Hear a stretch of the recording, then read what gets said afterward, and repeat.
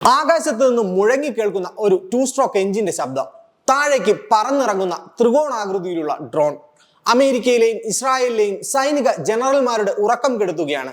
Motor സൈക്കിളിന്റെ എഞ്ചിനോട് സമാനമായ യന്ത്രഭാഗങ്ങൾ ഘടിപ്പിച്ച ഇറാന്റെ ചാവേർ ഡ്രോണുകൾ. പേര് ഷാഹദ് 136. ലോകം ഇതിനെ മറ്റൊരു പേരിൽ കൂടി വിളിക്കുന്നു, കാമിക്കാസെ. അതായത് ഒരു വശത്തേക്ക് മാത്രം യാത്രയുള്ള ചാവേർ ഡ്രോണുകൾ. ഇറാന്റെ ആവനാഴിയിലുള്ള മാരകമായ എന്നാൽ ഏറ്റവും ചിലവ് കുറഞ്ഞ ഈ ആയുധത്തെ എന്തിനാണ് ലോകശക്തികൾ ഭയക്കുന്നത്? നമുക്ക് നോക്കാം. യുദ്ധം എന്നാൽ ഇന്ന് വെറും ബോംബാക്രമണമല്ല, അത് കൃത്യമായ കണക്കുകളുടെയും സാമ്പത്തിക ശാസ്ത്രത്തിന്റെയും കൂടി കളിയാണ്. ഇവിടെയാണ് ഇറാൻ വിജയിക്കുന്നത്. ഇറാന് ഒരു ഷാഹദ് ഡ്രോൺ നിർമ്മിക്കാൻ ചിലവാകുന്നത് വെറും $10,000, അതായത് ഏകദേശം 8.5 ലക്ഷം രൂപ. എന്നാൽ ഇത് തകർക്കാൻ അമേരിക്കയും ഇസ്രായേലും ഉപയോഗിക്കുന്ന മിസൈലിന് ചിലവാകുന്നത് $1 ലക്ഷം അധികമാണ്. 10 ലക്ഷം രൂപയുടെ ഡ്രോണിനെ തകർക്കാൻ 80 ലക്ഷം രൂപയുടെ മിസൈൽ ഉപയോഗിക്കേണ്ടി വരുന്ന അവസ്ഥ. ആകാശത്ത് ഒരു ഷാഹദ് ഡ്രോൺ പ്രത്യക്ഷപ്പെട്ടാൽ തന്നെ ഇറാന്റെ ദൗത്യം പകുതി വിജയിച്ചു.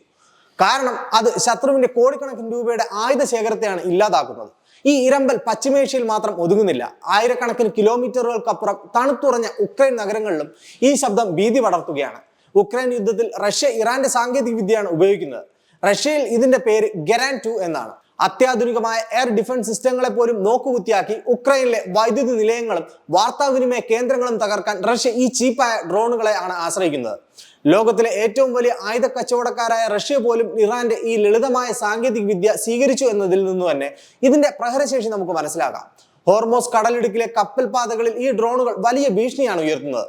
ഒരു സൂപ്പർ ഹൈടെക് ലാബിലല്ല ഇറാൻ ഇത് പണിതെടുക്കുന്നത്. ലോകത്തിന്റെ ഉപരോധങ്ങളെ മറികടക്കാൻ സാധാരണ വിപണിയിൽ കിട്ടുന്ന സാധനങ്ങളാണ് ഇതിൽ ഉപയോഗിച്ചിരിക്കുന്നത്. ഇതിന്റെ പിന്നിൽ ഘടിപ്പിച്ചിരിക്കുന്നത് മോട്ടോർ സൈക്കിൾ എഞ്ചിന് സമാനമായ ഒരു 2 സ്ട്രോക്ക് എഞ്ചിനാണ്.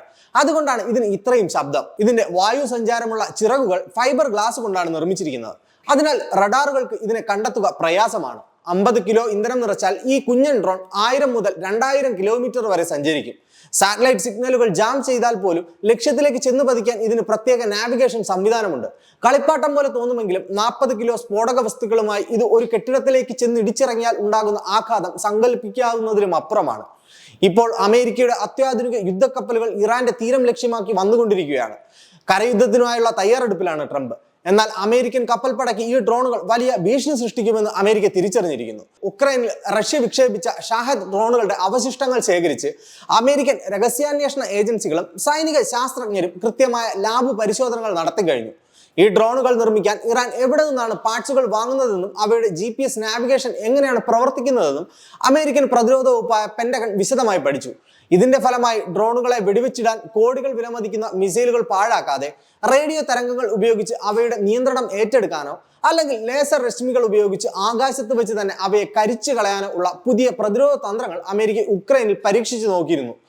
ചെങ്കടലിലേക്ക് നീങ്ങുന്ന പടക്കപ്പലുകൾക്ക് ചുറ്റും ഇത്തരമൊരു ഇലക്ട്രോണിക് കവചം തീർക്കാനാണ് അമേരിക്കയുടെ നീക്കം. എങ്കിലും ആയിരക്കണക്കിന് ഡ്രോണുകൾ ഒരേ സമയം ഒരു തേനീച്ചക്കൂട്ടത്തെ പോലെ ആക്രമിക്കാൻ വന്നാൽ തങ്ങളുടെ അത്യാധുനിക പ്രതിരോധ സംവിധാനങ്ങൾ പോലും പരാജയപ്പെട്ടേക്കാം എന്ന വലിയ ആശങ്ക അമേരിക്കൻ സൈനിക വൃത്തങ്ങൾക്കിടയിലുണ്ട്. ഇവിടെ മറ്റൊരു പ്രതിസന്ധി കൂടിയുണ്ട്. ഈ ഡ്രോണുകൾ നിർമ്മിക്കാൻ ഇറാൻ ഉപയോഗിക്കുന്ന പല ഭാഗങ്ങളും ചൈനയിലെയും യൂറോപ്പിലെയും സാധാരണ വിപണികളിൽ നിന്ന് വാങ്ങുന്നവയാണ്. ഇവ മിലിറ്ററി ഗ്രേഡ് പട്ടികയിൽ പെടാത്തതിനാൽ കയറ്റുമതി തടയുക അമേരിക്കയ്ക്ക് അസാധ്യമാണ്. ലോകത്തെല്ലായിടത്തും ലഭ്യമായ സാങ്കേതിക വിദ്യകളെ എങ്ങനെ ഒരു മാരകായുധമാക്കി മാറ്റാം എന്നതിന്റെ ഉദാഹരണമാണ് ഷാഹദ് 136 എന്ന ഈ ഡ്രോണുകൾ. 2 സ്ട്രോക്ക് എഞ്ചിൻ ഘടിപ്പിച്ച ഡ്രോണിന് മുന്നിൽ ആധുനിക സാങ്കേതിക വിദ്യകൾ പതറുകയാണ്. ഇറാനിലെ എണ്ണപ്പാടങ്ങളിൽ നിന്നോ ഫാക്ടറികളിൽ നിന്നോ ഉയരുന്ന ഈ ഡ്രോണുകൾ ലക്ഷ്യം വെക്കുന്നത് കേവലം കെട്ടിടങ്ങളെയല്ല, മറിച്ച് ലോകത്തിന്റെ സാമ്പത്തിക ഭദ്രതയെ കൂടിയാണ്. പശ്ചിമേഷ്യയിലെ ആകാശം ഈ ഡ്രോണുകളെ കൊണ്ട് നിറയുമോ അതോ അവയ്ക്ക് പകരം സമാധാനത്തിന്റെ വെള്ളരിപ്രാവുകൾ പറക്കുമോ എന്ന് ലോകം ഉറ്റുനോക്കുകയാണ്. അമേരിക്കയുടെ പടക്കപ്പലുകൾ ഇറാൻ തീരത്തേക്ക് അടുക്കുമ്പോൾ ലോകം ശ്വാസമടക്കി പിടിച്ചിരിക്കുകയാണ്.